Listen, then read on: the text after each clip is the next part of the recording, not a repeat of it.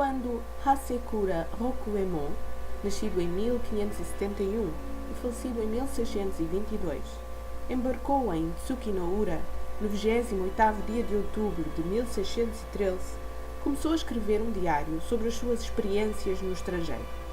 Depois da sua morte, o diário ficou esquecido durante alguns anos no seu domínio no nordeste do Japão. Mas, como quase tudo o que estava relacionado com a viagem, extraviou-se ou foi destruído pelas autoridades feudais. Tratava-se de uma grande perda, já que seria a única fonte apta a desvendar os muitos mistérios que rodeavam a viagem de 1613. Na verdade, sabe-se pouco dessa embaixada, que tanto os historiadores japoneses como os ocidentais tudo fizeram por ignorar. Embora abundem em Madrid e em Roma documentos secundários, as questões cruciais relativas aos motivos que conduziram a essa viagem permanecem sem resposta. É verdade que Scipione Amati, um arquivista italiano que acompanhou o grupo como intérprete entre agosto de 1615 e janeiro de 1616, escreveu um diário da viagem intitulada Storia del Regno di Voscio. Mas os relatórios de Amati não merecem confiança, excepto no que se refere a factos por ele testemunhados. Os pormenores dos acontecimentos que explicaram a viagem e os 2 primeiros anos do seu curso foram relatados por Amati por um ambicioso padre franciscano de Sevilha que tinha em mente algo mais do que uma explicação dos factos quando ditou ao escriba as suas memórias da viagem. O padre Luís Sotelo, nascido em 1574 e falecido em 1624, que na novela serviu de modelo à personagem de Velasco, parece ter sido, em todos os aspectos, o protagonista arguto descrito por Endo. O relato exagerado feito por Sotelo a Amati da sua experiência evangelizadora do Japão fala parecer um evangelista muito mais persuasivo e bem-sucedido do que a personagem que o representa.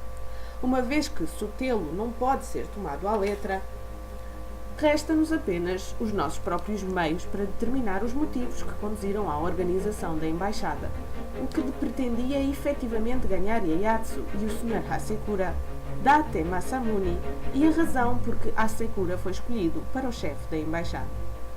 A este respeito, o romance de Edo é, para além do mais, uma ficção soberbamente elaborada e um fabuloso trabalho de especulação. O samurai é meticulosamente fiel à história, o que em certa medida não fora conseguido em O Silêncio, Shinmoku, o trabalho anterior do autor. No romance, tudo sobre Hasekura, à exceção da declaração de nunca ter participado numa batalha, é virtualmente verdadeiro. Mas é triste sabermos tão pouco sobre ele. Graças ao esforço de historiadores japoneses como Matsuda Kiichi, sabemos que Hasekura era membro do corpo de artilheiros de Date e que foi senhor de uma propriedade rural relativamente insignificante no nordeste do Japão. Mas não se lhe conhecem outras atividades, até surgir no convés de São João Batista, acompanhado de outros 100 japoneses e de cerca de 40 marinheiros espanhóis. O navio fundiu em Acapulco a 28 de janeiro de 1614, ironicamente, quase no mesmo dia em que Ieyasu promulgou o célebre Édito de Expulsão dos Cristãos, que marcou o início do fim do esforço missionário no Japão.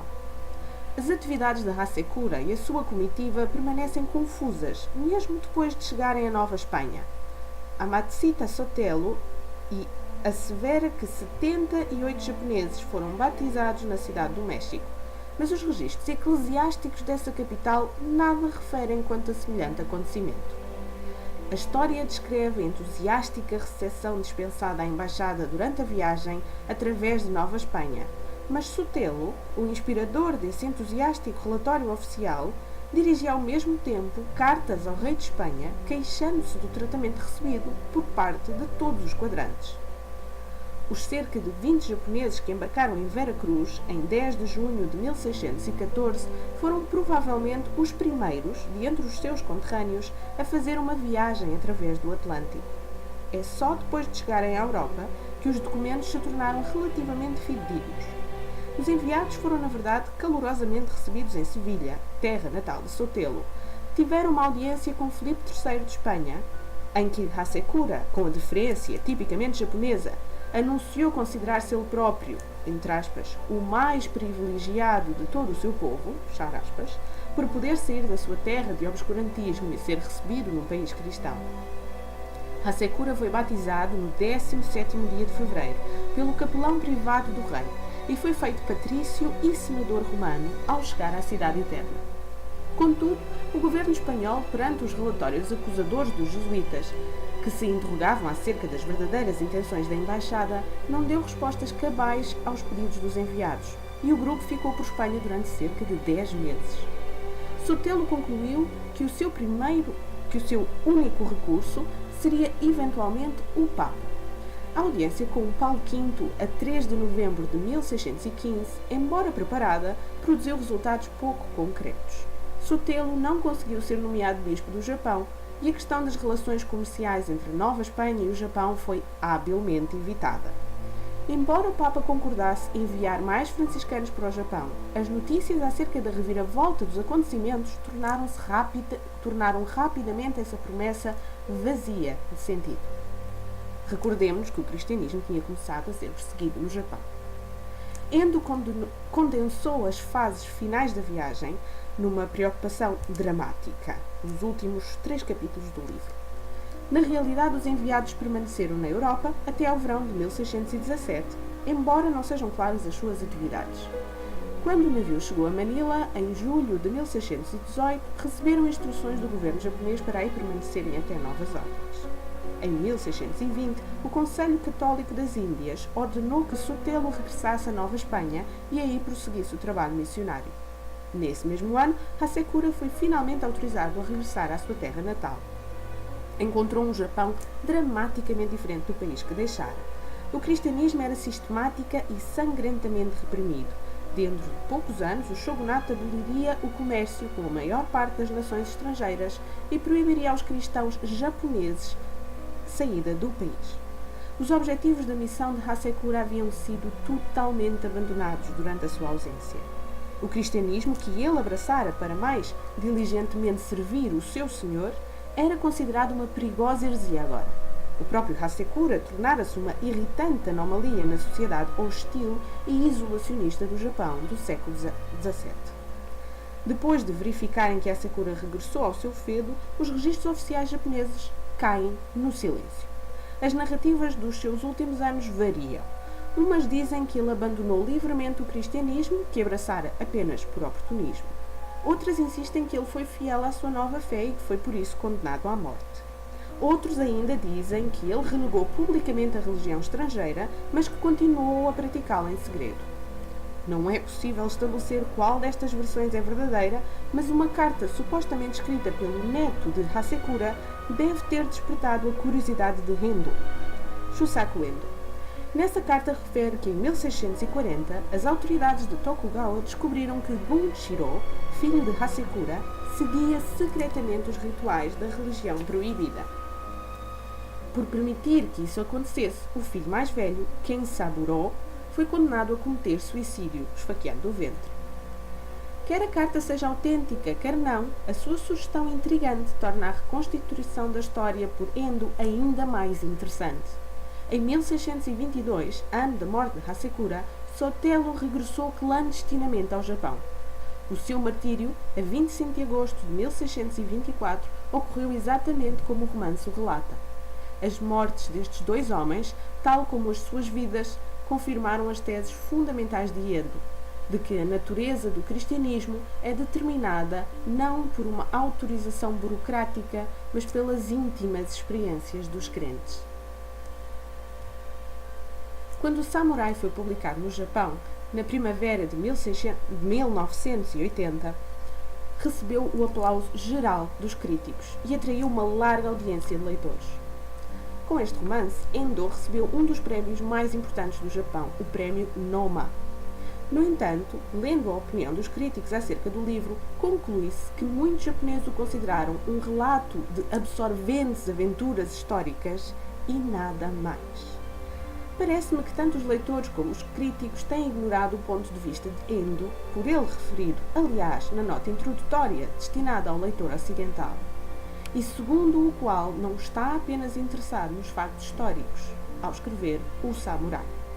Efetivamente, os factos nunca o atraíram tanto quanto, entre aspas, a verdade, fechar aspas, menos essencial acerca dos indivíduos e dos acontecimentos.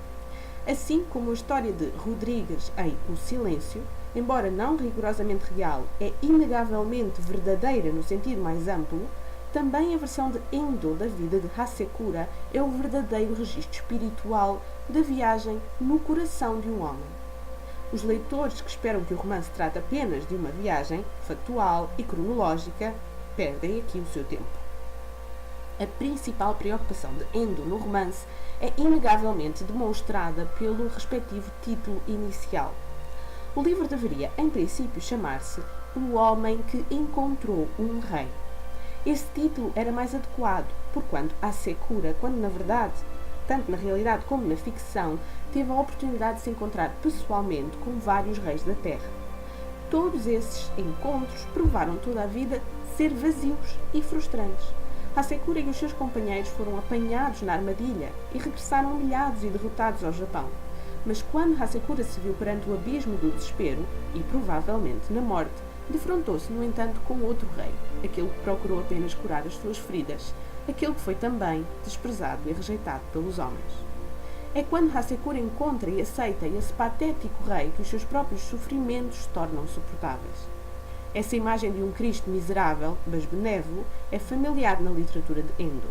É o mesmo Cristo clemente que incitou Rodrigues a menosprezar os Fumier. E é significativamente diferente em O Samurai. Endo não coloca os conceitos de Velasco sobre o cristianismo em conflito direto com os do samurai. Em O Silêncio, os padres ocidentais deviam despojar-se dos adornos culturais da sua fé antes de poderem compreender a natureza de Cristo. No presente romance, no entanto, Endo é menos dogmático quanto aos problemas da fé e da cultura. Aqui, Velasco, depois de perder a vaidade, é autorizado a venerar e servir Cristo, glorificado com uma fé racional e agressiva. E a sua morte no martírio é o reflexo concentrado da sua dinâmica fé ocidental. Pelo contrário, Hasekura aceita a palavra de Jesus como um modo quase passivo. A sua fé é inicialmente não racional e profundamente intrínseca. E o esforço vago e difuso da sua morte é o símbolo adequado de uma fé diferente, mas não menos eficaz, da de Velasco. No romance, Endo concede a ambos um lugar nas eternas mansões do céu. Se as derrotas de Hasekura e as descobertas da fé representam um determinado tipo de rejeição e de triunfo final de Jesus, significam também algo mais pessoal para Endo. Numa entrevista publicada por autora da edição do livro no Japão, Endo comentou: O Samurai é, de certo modo, um romance autobiográfico. Fui o primeiro japonês a estudar no estrangeiro depois da guerra e o primeiro a viajar para a Europa. Os 35 dias da minha viagem por mar foram absolutamente agónicos. As descrições do oceano no romance são baseadas nas minhas experiências de então e na vida de Hasekura, e nas circunstâncias da sua morte exprimi o meu presente estado de espírito. Isto dito pelo autor em 1980.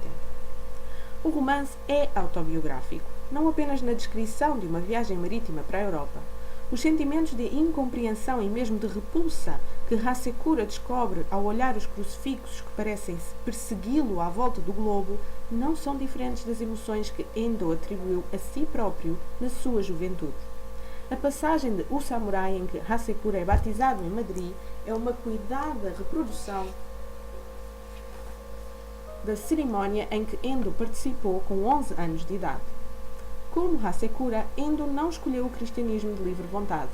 Foi inicialmente compelido ao cristianismo e durante algum tempo recusou. Só quando os sofrimentos da viagem da sua vida o levaram a uma situação em que pôde encontrar um rei, designadamente os longos períodos de doença e de hospitalização, é que, como o protagonista do romance, se vergou a uma religião, já não estrangeira, mas intensamente pessoal. Em certa medida, este romance é a história dessa viagem para a fé. É a afinidade de Endo com Hasekura e o percurso das vidas do autor e da personagem que se cruzam, como a de Jesus, que dão vida em O Samurai. O romance é, em muitos aspectos, aquilo que o autor esperava que fosse, uma peça sinfónica que oferece ricas melodias, reunindo o Oriente e o Ocidente, a fé e a crença, o fervor e a passividade. Embora os intérpretes deste trabalho musical provenham de tradições diferentes e toquem instrumentos completamente diferentes, o refrão final soa com nitidez e, o que ainda é mais importante, harmoniosamente. Este texto não está assinado, parte-se do princípio que não é um texto do autor, Sacco-Lendo, pelo tom com o qual é redigido e pelos conteúdos que nos transmite. É um texto que é acrescentado à edição de O Samurai, publicada em Portugal, em língua portuguesa, em 1987. É uma pena que não está assinado, porque é um texto muito, muito interessante e que, precisamente por estar no final da obra, fecha tão bem a experiência de a lermos e de a assimilarmos. Partilhei aqui com vocês, na medida do possível, tecnicamente, a leitura deste texto. E espero que, se ainda não leram, que vos convide a ler o livro O Samurai.